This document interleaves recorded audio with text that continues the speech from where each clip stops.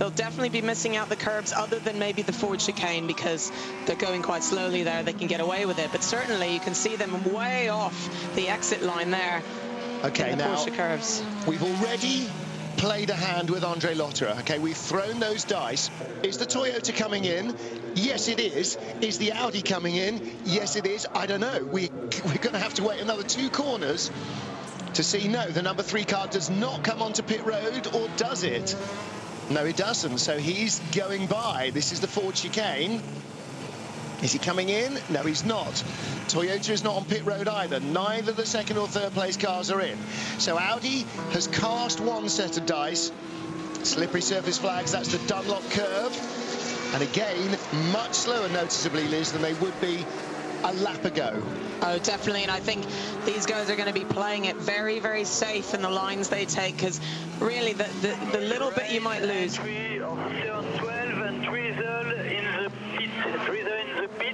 Rain, entry of turn 12, Porsche corner.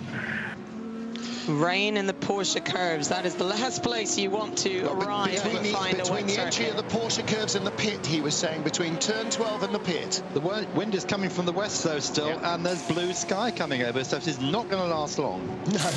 No, Well, I think it was sunny half an hour ago, wasn't it? Danny Watson taking on, what's he taking on? Wets? Inters. Soft immediates. He has gone for the soft immediates. Soft immediates. Slick immediate, Slick whatever you like immediate. to call it. They're upstairs calling it a sponge immediate. A sponge immediate. Well, because it's got no grooves, it must get rid of the rain somehow. Oh, and the number 1 car. Andre Lotterer on that, we believe, slick immediate. Is this a replay, though? Is this recent or a Yes, little while but ago? look at the sidewall as it comes round. This is a long white stripe beside the Michelin. That is current tyre. Yeah, so he's on the radio. Don't use this tyre, guys. Yeah, But you don't want to be on wets right now. There's no need for that. Hang on a minute. I don't think. Did the Toyota just get by him? Did it? Oh. Yeah. Jeez. Well, I think when he went off, the this is Toyota the was Audi here now. behind. When he went off, the Toyota was in the shot behind him. It got by him as a result. Now he's drifting by it again. Yeah, now let's see who wins the battle on brakes. Well, I'm pretty sure. The rain should stop in 2 minutes. The rain should stop in 2 minutes. Right. And that's why they didn't flinch with the other cars. Yeah, in fact, we've now got sun on the airfield, which is just behind the circuit, so it is such bizarre weather.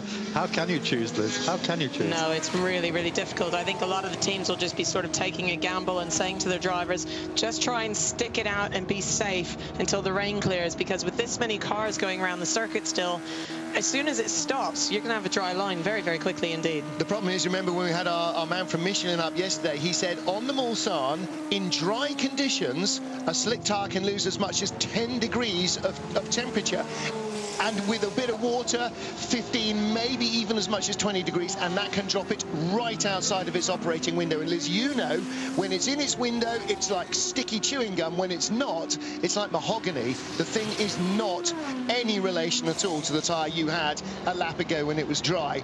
And that's why we see so many problems in these mixed conditions, because the tyre temperature drops off instantly in a way it never would on any other circuit, because they don't have all this straight line running. And it's just wet. You've got damp surfaces around. I mean, it is very cold out there as well. So I don't know, they might be able to hang on to that softer tyre they've put on the number 1 car. He's because committed to it is now. cold. Remember, don't fight him. He's far behind us. He's far behind us. 10 laps down. Yeah. Okay, I don't need to know stuff like that. Just tell me about the weather. Yeah, the director was trying to talk it up as a duel. Slight drizzle on the pit lane. Slight drizzle on the pit lane. Actually, Anthony Davidson, when he's many laps down, has a habit of racing with the leaders. So actually, he does need to know that sort of stuff. That's exactly germane to his situation. Do not be drawn into trying to get back in front of this guy because he's in your way, because the weather will not allow you to it. That was Anthony Davidson's "leave me alone, I know what I'm doing." However, I do think it was quite helpful advice. Of course, I'm only me.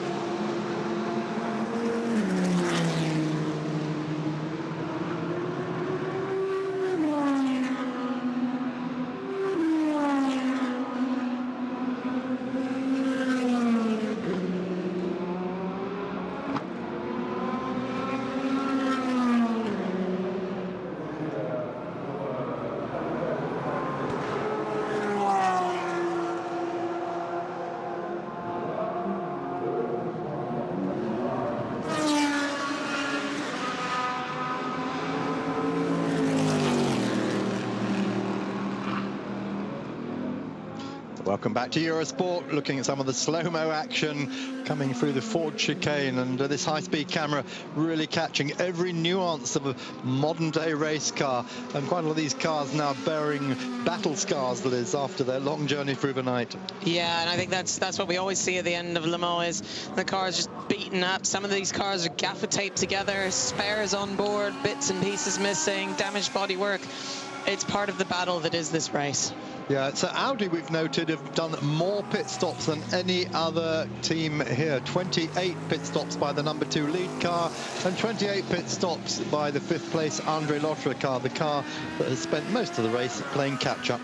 And they are helping Michelin to a remarkable milestone. Michelin have just announced that they have now passed the 1 million race miles on Michelin tyres at Le Mans since their overall winning streak began in 1998. Wow. That's quite amazing. I'll go 1 million miles for one of Bib's smiles. That is just... and that shows, first of all, how long this darn race is. That's in 15 years. They've done a million miles covered by cars on Michelin tyres. Just remarkable. How good is that? Look at the clock running now on the gap for the lead of the GTE class, and if there's an emotional battle in this race, then this is it. It's the Porsche of Mark Lieb versus the Aston Martin of Darren Turner. Darren's been in the car getting on for an hour now.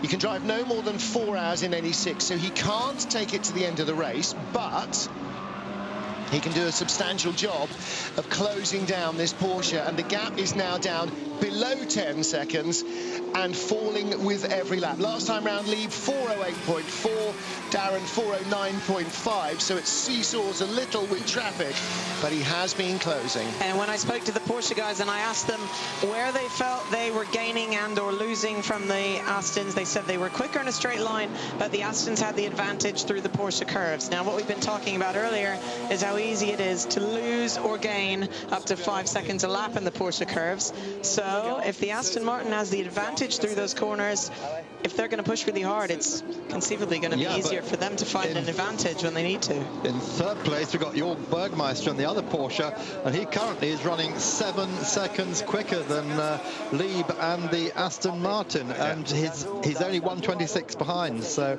eventually, if that car can keep maintaining that pace, they'll catch up. Corvette, they're starting to creep into the top 6. We've got Richard Westbrook and Garcia, and of course, again, a Michelin milestone there. It's the 100th race on Michelin tyres for Corvette, and once that Malocelli car, the 51 car, takes a penalty, which presume it's going to get at some stage for that pit collision, those Corvettes are going to go up 1 more place to 6th and 7th in GT Pro. Well, you presume, but has there been any penalty for the 39 car for Romain Brandela for taking out Paolo Roberti in the darkness? Nuh-uh. They've investigated it.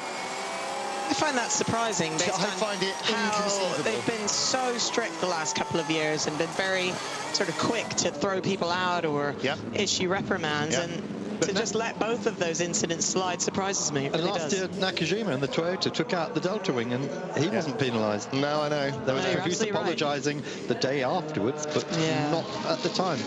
I'm not sure falling on your sword afterwards is a suitable retribution. Matteo Malocelli is in the 51 car. The 51 car that hits the 45 is in the pits to be fixed, not to be penalised, and the 45 car is in the gravel. Well, in the LMP2 class, Oak Racing leading and second with Martin Plowman and Olivier Plat in their 2 cars, the 35 and the 24. Yellow local yellow at the 2nd Mulsanne chicane. Yeah, there he is. Whoa. I don't know if he just caught a bit of that paint going in. Not a gravel Maybe a trap little too ambitious. Not a gravel trap that's seen a lot of action there, as you can see from the outskirts. Not compared to the first chicane, anyway. Did you notice how much dust he threw up? It shows it's not that wet at that point. No, I think it looks quite dry there, actually, but there is a lot of rubbish on the circuit. I mean, you do get that through those chicanes, especially on the entry. It gets really full of gravel. You can see it here just on the TV. Grit, gravel, bits of tyres, bits of everything. So it's a mess this stage. We're getting close to the end of this 24-hour race. Yike. Oh, this is another one. Well, pushing on, the number 7 Toyota of Kazuki Nakajima. Lost 3 seconds to 2nd place car Van Davidson on the last lap alone. Davidson 8 seconds quicker than leader Loic Duval, who leaves the pits now, and that's why he was 8 seconds quicker, because Duval came in, topped off, and went back out again. Let's get down to the pit road. Martin, you just came out of the car. The weather this year in Le Mans, it's very weird. Sometimes you can't decide if it rains or if the sun is shining. Quite difficult for you guys. It's very difficult, and even more so for me because it's my first time, so every experience is a new one for me. And I need to push really hard, but I don't want to make a mistake at the same time. But it seems every time I go out, there is always something difficult going on the track. In my last stint just now, it rained, quite hard down in Mulsanne corner, and then we have the intermediate tires on, and then it dries out. So we decided to stay for a second stint on the intermediate tires, even though it was completely dry, because you lose 25 seconds when you change tires. So I just tried my best to get everything out of the Dunlop tires. But it's your rookie year here, and you gave the car to Bertrand Baguette. I guess he will finish the race, and you give him a leading car. It's a great feeling. I mean, it's just 3 hours to go. I mean, it's been a perfect race up until now. I just got to pray that it all holds together. Anything can happen in this race. Okay, thank you very much. Thank you. And great job so far by the guys in both those 8 racing cars. Martin Plowman, you saw there, rookie. And as Sebastian pointed out, hands over the leading car for the anchor leg to his teammate. And that's got to be a great feeling for him. First time here in one of the greatest motor races known to man. And he is in the car that could conceivably win this race as a rookie. What a thing to do. And there on the other side of Oak Racing's coin, the boss, Jacques Nicolet's car behind the barriers. That may end up being a retirement. Oh, we hope not, we hope not. Well, we got the Lord Chamberlain back with us. Huge. You had a good night's sleep. I'm afraid you're right. Not a good night, but I had a few hours, and I'm very happy, thank you very much. You had some sleep. So what's your impressions so far? Well, the whole world is a bit subdued. The world of motorsport a bit subdued at the moment, isn't it? But I think that it's a good race. There are a lot of good things happening. The 2 lead teams are doing an extraordinarily good job. It's a very, very difficult place to be when you have rain on one side and dry on the other. So the drivers have got to be on their mettle the whole time, and it is more difficult for everybody, obviously, and to keep an eye on that and make sure that you don't. The managers are knowing what's going on, and then telling the drivers they've got to be careful at turn X, Y, or Z, because it might be pouring with rain, and you're on slicks and you think it's all great. So there are a lot of technical things, technically, as in managerial and driving. And it must be a strategist's nightmare. It is, absolutely. I mean, I was, when the thing started, when the race started, I looked at the sky and thought, God, I'm glad I'm not a manager today. We're going to take a commercial break in a minute, Hugh, but we've got plenty of questions to ask you, and Martin and I know would like to pump you for all we're worth. Oh dear, it sounds dangerous to me. There's not too many days I don't look at the sky and say, do you know what, I'm glad I'm not a team manager. I'm an armchair team manager, or at least a commentary box team manager. Very sensible. Here's a success story. Raymond Narak won here in 2007 in GT2, now leading here in Pro-Am. And how good is that for the Rouen-based car, almost a local car. And he's got a lap on his closest rival, Ferrari's Darrell O'Young, with Matt Griffin lying in 3rd. We'll be back.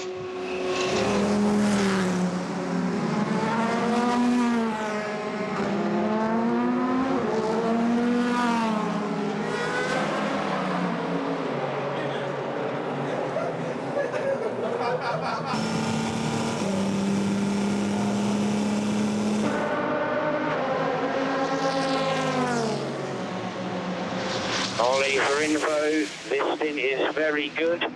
You're actually about 3 seconds quickest than the closest car to you. Keep it up.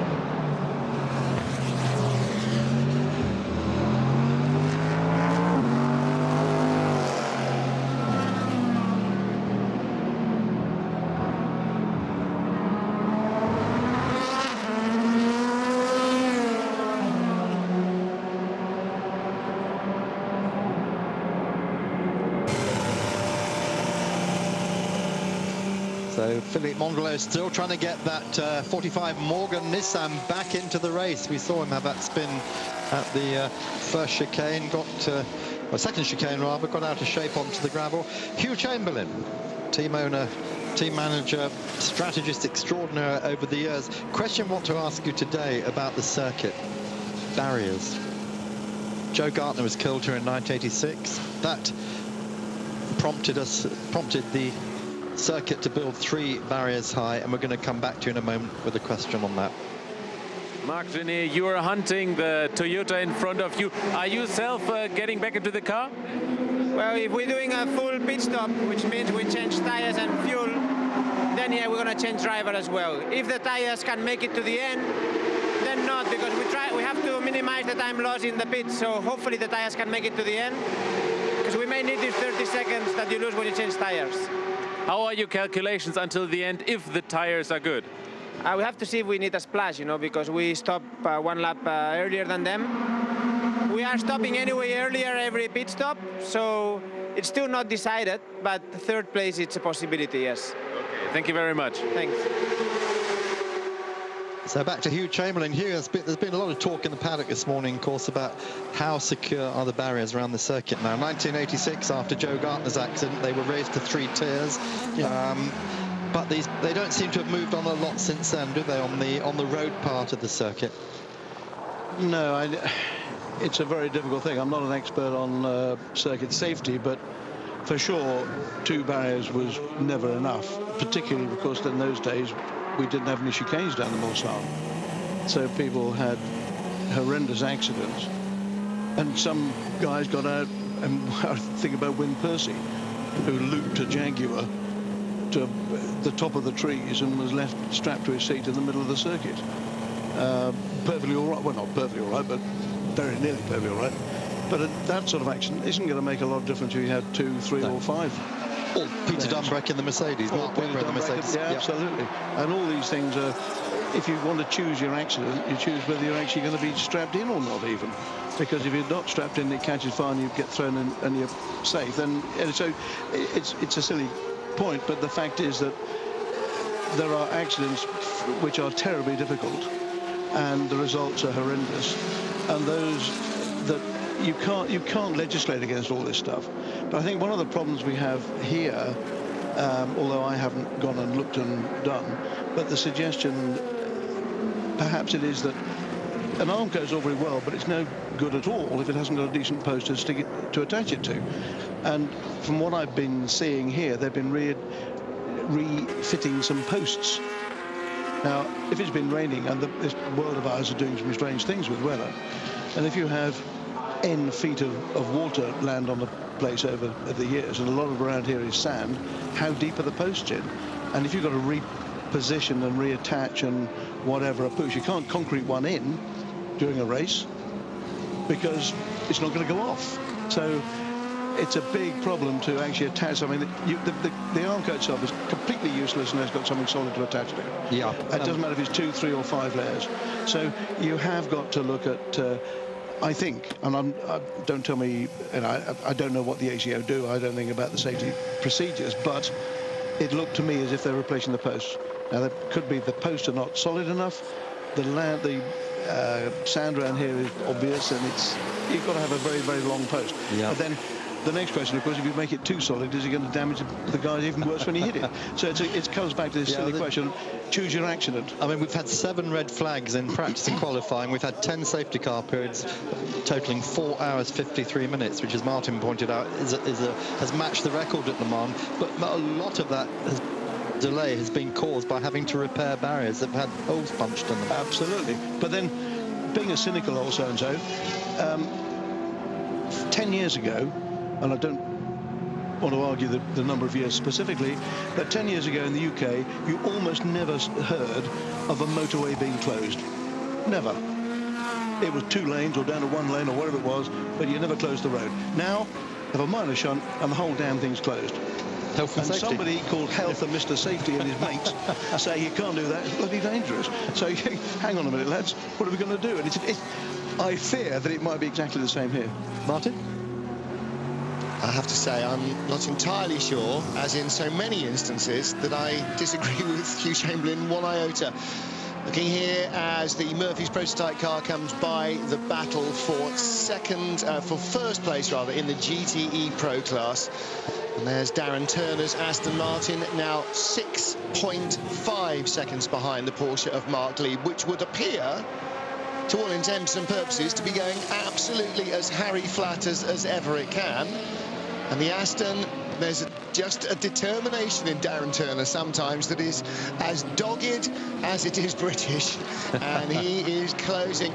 And actually, having that big muscle car tucked up right behind him is helping him in a straight line, whereas the Porsche is working on its own. And Hugh Chamberlain, push me, pull you, two cars together, especially at higher speeds, quicker than one. Oh, for sure. It's you can't always guarantee the guy you're following is going to be a decent guy, but I know he's sure. Following Dazzle, and that's taking away some of the drag that Darren is leaving. Absolutely. Now, the only slight problem with that is the car that's following Darren is the other Porsche. Yes, we don't drag him along, do you? So yes, that's a slight problem. However, be that as it may, that is your battle for GTE lead, and of course the battle for the overall lead. Audi still in front, Toyota second, Toyota third, and we are waiting on pit stops for Toyota. 3 hours and 4 minutes to go, so if they stop now, at the very least 3 stops, and we heard Marc Genet say probably a 4th stop for that car, didn't we? So we can imagine probably for the Audi as well, 4 stops. The tiny little sprinkle of rain we had has gone. However, another correspondent on Twitter is suggesting there is a short, sharp shower, maybe 10 to 15 minutes away from us. Whether it skirts us or soaks us, Huge is in the lap of the gods, as ever with the weather. You know, to think that we're affecting global warming, we can't even get rain to stay away from this little racetrack. It's a tiny little area of France. Yeah, compared with France, but but it's quite a big place as a racetrack. How about a bubble over it next year? Oh, that's a good idea. Have a roof. Well, yes. If in Clements, in the village hall. Oh, yes. Or run the race in the stadium they built there. Nice Scale Extrix. Yeah, don't suggest it. I've done a Scale Extrix 24-hour race. Well, I'm sure there is one somewhere. Lots of British touring car drivers. They don't cheat much. This is in the 80s. No current drivers were involved. The #1 Audi fights its way through the GT battle under leaden skies. Look at that. Your Twitter's right. He was absolutely right. Who is he? Peter Leon, Baron von Clutch. Well, Darren Turner now will hook up behind the Audi and try and get through the door that's been opened. Leading, but the gap is getting closer. Yeah. Well, it's close since 19 hours, so we get used to. No, I mean, we will see. It's you know, now it will really be on the strategy side in terms of fuel and tires. We will do our next stop in around 20-30 minutes. I think we will change our strategy now to try to put the same set to the end. We will see. We'll see. And when everything works out, how are your calculations until the end? We are with the Aston on the same window. So normally I think they will do the same. I guess they will change for only one driver now to the end. So we also try to see what they do, you know, but yeah, it's a big fight, and wait and see, but it will be very close, yes. But Marc will stay in the car until the end? No, now Marc will stop for sure, and Richard will go in. Normally possible I will go in between, but now we try to see something different. Okay, thank you very much. Romain Dumas talking to Sebastian Tiffert down in the pit lane. So, as with the Aston Martin, the incumbents cannot go all the way on time. You can't drive more than 4 hours in 6, and they will exceed that limit. Mark Lieb will come in at the end of his prescribed stints. I'll tell you what, I bet he is just bending that throttle pedal fractionally every time he drills it down to the bulkhead. He leads. Now the gap is out to 9.0 over Darren Turner. Darren Turner did not get the brakes in traffic that time. It's gone out 3 seconds in 3 laps. That's what Lieb needs. He needs as much of a breathing margin as possible. We've seen races won here by less than 10 seconds outright. Never mind in class. This could go to the very last minute and beyond. We've got 3 hours and a minute remaining in this race, and no closer to knowing who's going to win it, who's going to win LMP2, who's going to win GTE, Pro or AM. So many twists and turns. 3 hours, more than 1.5 Grand Prix distances, more than a full American Le Mans Series race, as much as a European Le Mans Series race. It's like the Daytona 500. You spend 400 laps getting into position and 100 laps racing to win it. We're getting there, Hugh, down to the nitty-gritty. Yeah, well, a bit, don't we? It really is going to be an extraordinarily close finish. Obviously, there have been other close finishes, but in every class it's close. It's fantastic racing. 10-second stop-and-go penalty for car number 38. The driver has breached the maximum driving time, even as the 4 out of 6 words were spilling from my mouth. Oliver Turvey is in the pit road. Now, did he not come? Was it Turvey who didn't come in time in the Jota car? I can't imagine Simon Dolan exceeded 4 hours in every 6, with all due respect to Simon. Well, that is a very unfortunate miscalculation for Jota, if that is the case, or Lucas Luhr, if Ollie Turvey has just taken over. I don't know. 3 has just been and gone for Audi. 8 is on pit road now for Toyota. Johnny Kane has just been and gone from 6th overall for Straka. It is midday here in France. We are into the final furlongs, boys and girls. I don't think it's time to place your bets even yet, Hugh. When did you know, when you were going to win Le Mans, when did you know it was actually going to happen? Was it checkered flag time, do you think? No, it's after the checkered flag. Yeah, that's the only time. Yeah, you don't know, because even in those days, you had to complete the last lap. Complete the lap. And you had to complete it until he'd actually taken the flag, which, of course, could have been... The flag comes out, and he could be 30 yards in front. You've got to do another whole lap. Yep. And the worst one was when we were, I think, 3rd with the Viper, and Niamarin had no clutch. Yeah. And, well, he's foreign, isn't he? Yet another that was lap. The trouble. So he did another lap, and he didn't come past. And people saying, oh, fantastic, fantastic.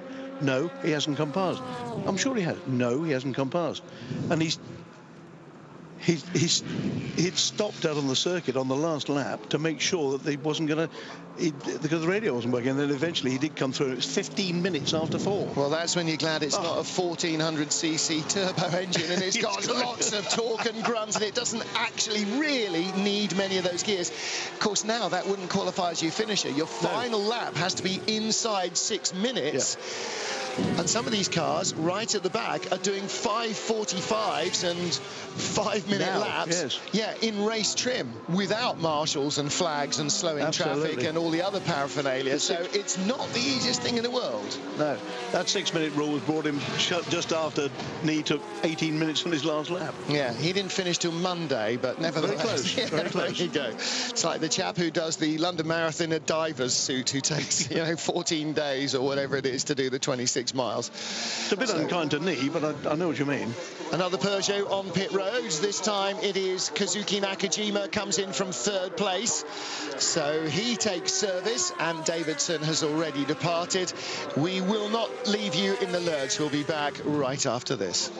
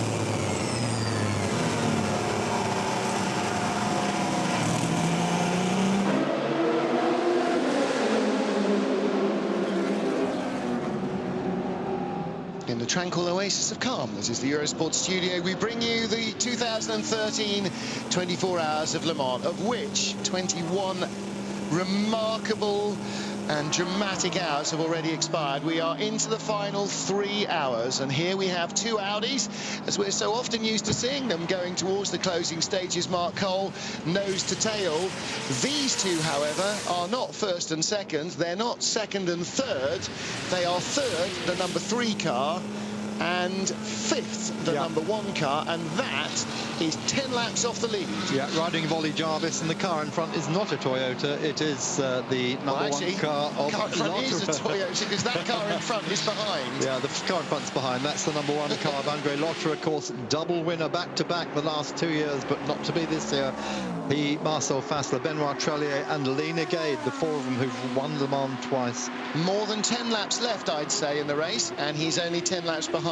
Well, nothing is impossible. No, in this race, absolutely nothing is impossible. That number 1 car is so far behind, Damien, because they had a crankshaft sensor fail. Had to remove the gearbox, change the sensor, and send the car off again, and it cost them 38 minutes or so and 10 laps. Yeah, thanks, guys. Good to be back here for my final stint. I've enjoyed the weekend. Yeah, obviously they had a problem. It makes you wonder what might have been if they hadn't have had that problem, because yeah, was it Fassler or Lotterer has done the fastest lap of the race at 3 minute 22.746 in the number 1 Audi. Clearly the fastest Audi, formidable driver lineup, as if the other 2 Audis don't, but they all have strong driver lineups. But yeah, they were unfortunate, obviously going for their hat-trick. It's not going to be, but they've made a good fight back, and they're now up in, what, 5th position? Yeah, and then they've come back from sort of 20th position, and on pace, of course. They should be in front of almost every other car in the field, if not every other car in the field. But it's about how long it takes for that pace to pay you back, Mark Cole. Finally, looking here in the Porsche curves, Damien, despite all the rain and the drizzle and everything else, there's actually some rubber down on the line. It looks like there's starting to be some grip for the closing stages. And a dry last 3 hours would give us a real grandstand finish. Well, it doesn't take long, you know. You actually see a lot of the rubber just there under braking for the second chicane, rather. A lot of vibration, a lot of pickup.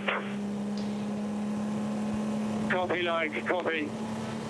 Yeah, and the number 2 Audi reporting a vibration, and he probably quite rightly says it's a lot of pickup, because he'll have a good idea himself if he's locked a wheel or not. That would be the other reason why you would have a vibration. Now you'd say, okay, he's only got pickup on the tyre as the number 1 car leaves, because he's gone offline, so he shouldn't go offline. But Mark, you told us how many times these cars are going to pass in a 350-odd lap race. Yeah, but he's suggesting he hasn't been offline, and he probably hasn't locked up, as you just said. So it could just be general rubber pickup. The circuit is getting so dirty. The thing is, he's traveling at a much faster pace than obviously all of the GTs and all of the P2s, and so he's having to go offline here and there to overtake them. Like just 4 or 5 times a lap, and that was the point I was making, Mark. Quoted this stat earlier on. These Audis, they reckon, will overtake 1,500 cars during the course of a race, which is 4 or 5 a lap. Yeah. Plus the onus, which means they've got to go offline. And the onus is on that Audi to keep well clear of the other traffic. Look, here he is, right out to the fringes of the circuit, and every time you do that, you're in the marbles, you're on the dirt. Once those chunks of rubber become embedded on the tyre, it's very, very difficult to get them off. And actually, they just act as a sort of a wheel weight, if you like. So with the rotating wheel with centrifugal force, it puts the balance out, which is why you know, he has a vibration. He's staying out at the moment, but Ralf Juttner there, who's the race director for Audi, basically look at the car director for Audi, basically discussing with the crews, do we need to bring him in and give him fresh tyres or not? They've got a lap in hand, but that lap in hand will soon come down if they have another problem. You've only got to have a puncture on the far side of the circuit and your lead's gone. Toyota are there. Well, then, of course, if you bring him in now and top him off, do you then end up having to come in and last 2 or 3 laps when you might be really up against it for a splash and dash? You know, there's so many calculations to be made. Yeah, but the one thing they will be paying particularly attention to is reliability, and they'll not want any vibration at all, because there's lots of nuts and bolts and brackets and latches and everything else on this car, and they're not going to want any of those to be vibrated loose with pickup. So again, it'll probably be the driver that will make the call. And he'll tell the team how bad it is. If it isn't going away after a few laps, then you never know. They might choose to take him in. And the other thing, of course, is how physically wearing a constant vibration is at high speed, because it won't be as like your road car. It'll be a really high frequency vibration that is just rattling the interior of his skull, and that's going to take away from his overall performance as well. Well, it's going to take away from his vision.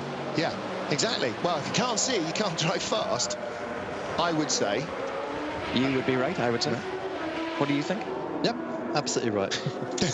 Although, of course, there are blind land speed record holders, but he doesn't have somebody beside him going, left a bit, you're right. Here's the battle then for 3rd and 4th, still alive. Ollie Jarvis in 3rd in the number 3 Audi, and Nico Lapierre in 4th. Now, this is the first time that we've seen a consistent separation with the 2 Toyotas being spread by an Audi that's got between them. And how much this is going to continue to flip-flop back and forth. Look at the side of the track, by the way. All those black bits, they're loose. That is loose bits of rubber. Tyres wear, the rubber goes somewhere.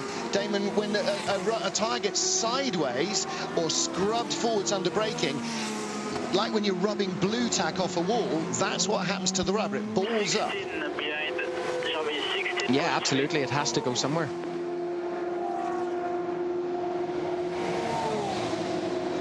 I didn't get a word of that, I'm afraid. We were waiting for some in-car radio there, but it didn't happen, did it? Oh, you didn't hear it? Oh, well, we did. So, you know what? We need to be turning yours up a little bit, so I shall make that adjustment.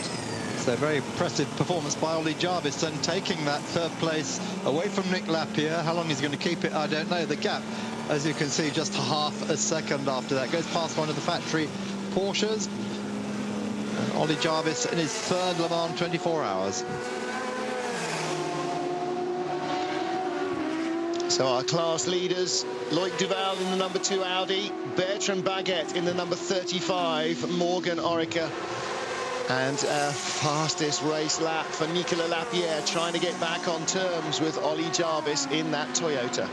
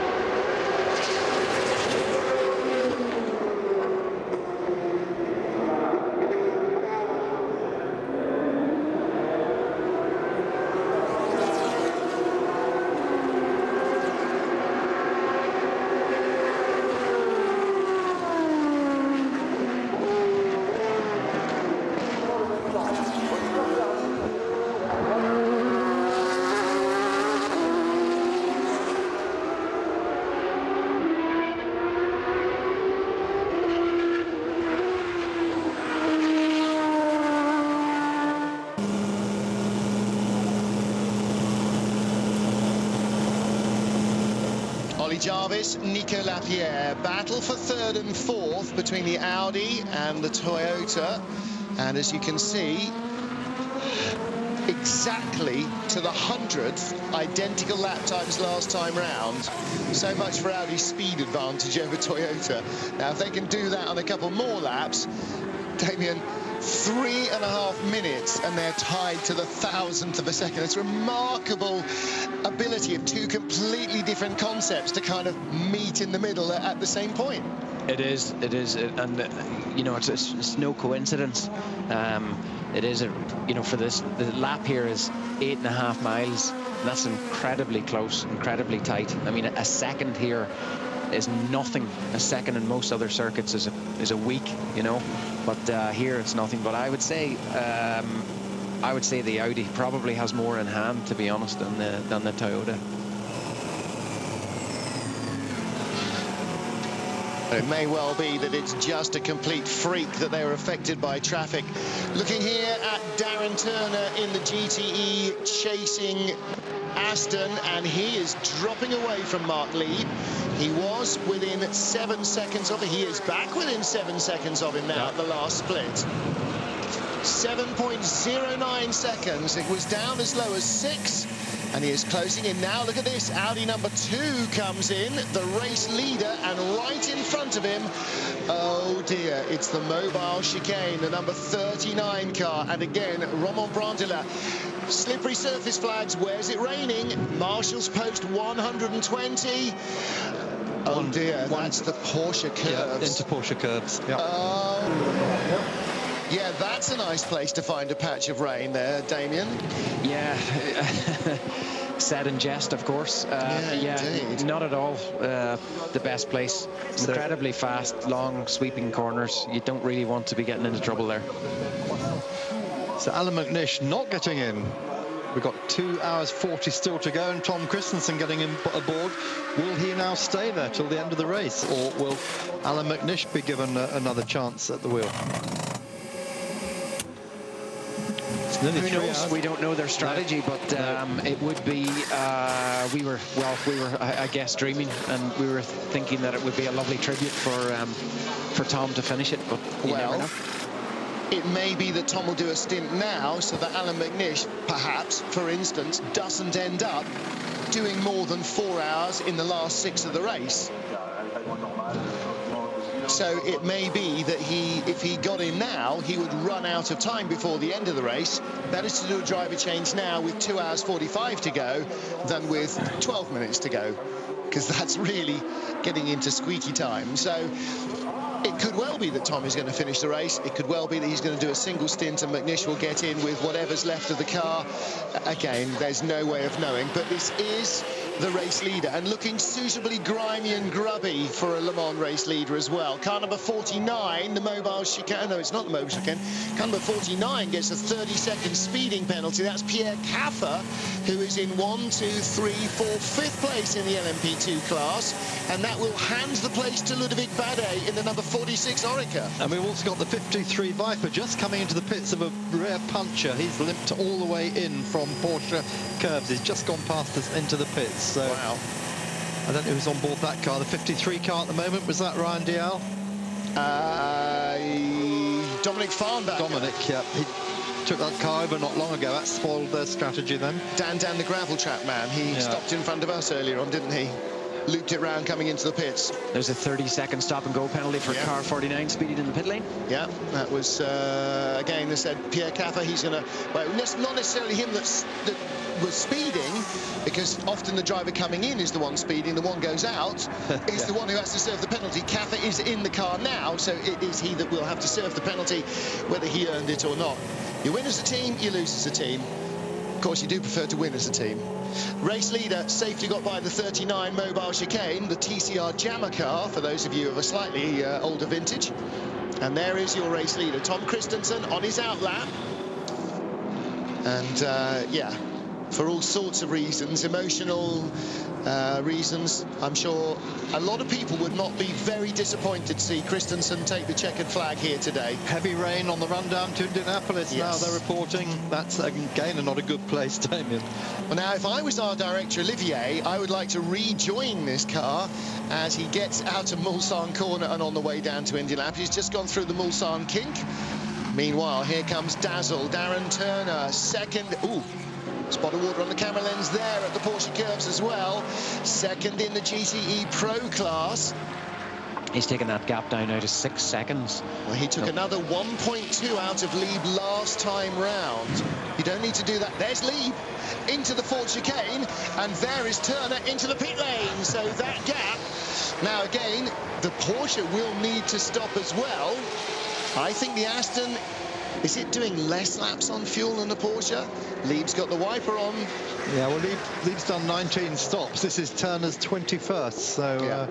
Lieb certainly owes us one, as you say. Well, I think the Porsche is going at least a lap longer, if not two. Unfortunately, I can't drill up through the ceiling to get to Paul Truswell and ask him, because he would tell us within a matter of seconds. But, yeah, definitely that relieves some pressure on Lieb. Of course, it's not the end of it, because he can't get to the end of the race another 2.5 hours plus without stopping for fuel at the very least once. Probably twice. And rear tyres, of course. He's not going to make those rear tyres last for nearly 3 hours. So well, do you know what? 40. If he needs to, he blooming well will. Yeah. It would be surprising. Yeah, they've been really heavy on their rear tyres, the Porsches. Heavy at the back. Great traction, having the engine hang over the back, but not so good for tyre wear. Well, now listen, there's only one way for Aston to win this, and that is flat-out sprint. So throw fuel and rubber at the car. And the only way for Porsche is to stay in front, and that means not being in the pit lane. And Damien, that's really hard when you're the tortoise and you can feel the hair. Pit this lap. So 1 lap longer on this stop. Yeah, well, this will be interesting now to see, to gauge the gap when he comes out again, to see who did the best pit stop. Now then, this is where stopping early might help. When Lieb comes out of the pit lane, his tyres will have come straight from the oven onto the car. Turner's will be up to temperature. Lieb's will lose temperature all the way to the first chicane. If Turner's still within 7 seconds of him as he crosses the line, Lieb's car will be going slower than Turner's, and he will not be able to brake at the first chicane on the Mulsanne on cooler tyres than Darren Turner will, because his tyres will lose temperature all the way down from the pit lane to the first chicane. This might be Turner's chance to get right on terms, and look how wet it is there.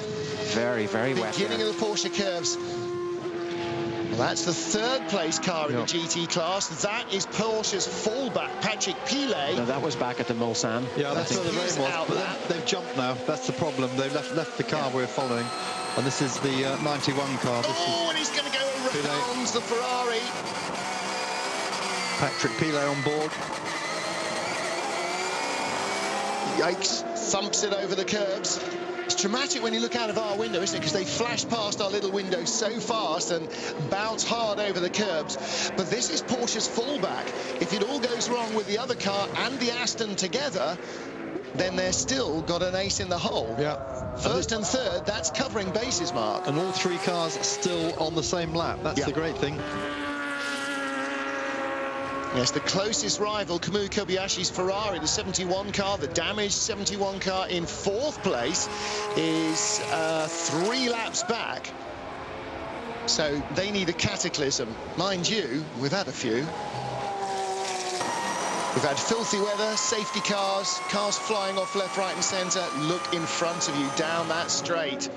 Doesn't make good viewing for any racing driver, Damien. What do you think when you see that? Do you think, oh, that's just coming? You know it's coming. Those dark clouds hanging there, coming towards Mulsanne. Well, it's just an instinctive feel, really. You just have to be careful. You have to be very alert. You know, if you know that it's there, then you wouldn't be pushing just at 100%, to be honest. As we saw Mark Lee going into Mulsanne. Yep. Great driving by Kamui Kobayashi.